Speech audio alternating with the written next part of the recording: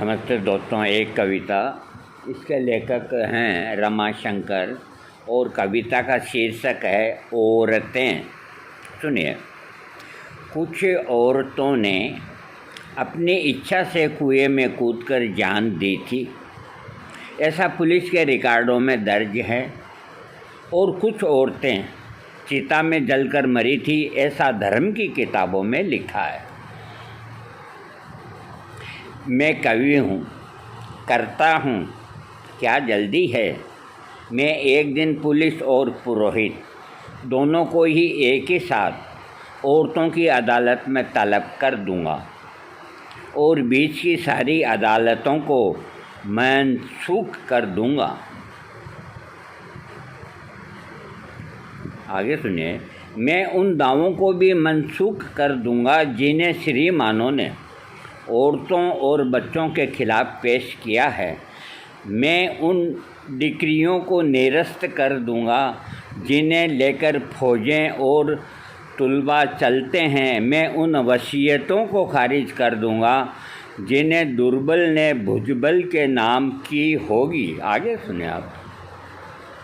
मैं उन औरतों को जो कुएं में कूदकर या चिता में जलकर मरी है फिर से ज़िंदा करूँगा और उनके बयानात को दोबारा कलमबंद करूँगा कि कहीं कुछ छूट तो नहीं गया, कि कहीं कुछ बाकी तो नहीं रह गया, कि कहीं कोई भूल तो नहीं हुई। आगे सुनिए। क्योंकि मैं उन औरतों के बारे में जानता हूँ जो अपने एक बित्ते के आंगन में अपने 7 बित्ते की देह को जिंदगी समोए रही और कभी भूलकर बाहर की तरफ झांका भी नहीं। और जब वह बाहर निकली तो और नहीं उसकी लाश निकली जो खुले में पसर गई है, माँ मेदिनी की तरह है। आगे सुनिए। एक औरत की लाश धरती माता की तरह होती है दोस्तों, जो खुले में फैल जाती है।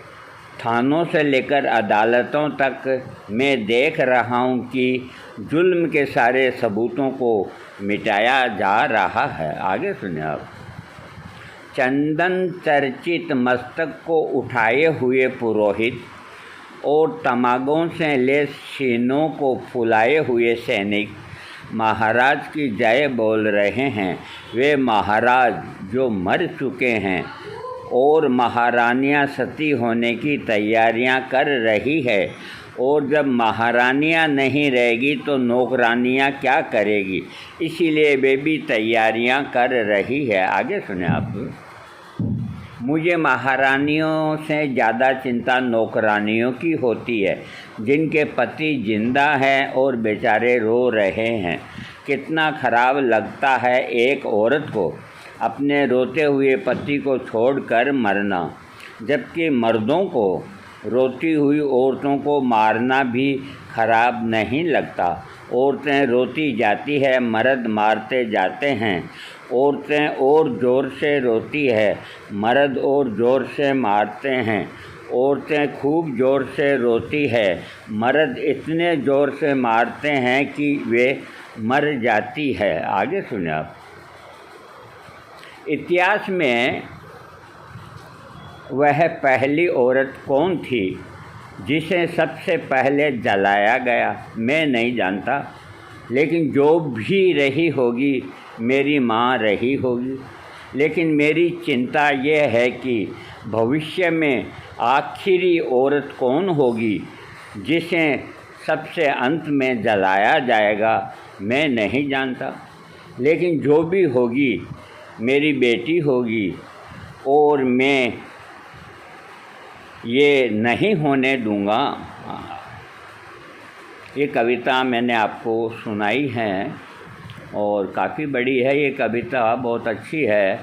इसके जो लेखक हैं उनका नाम भी मैं आपको बताना चाहता हूँ। हाँ, रमाशंकर यादव।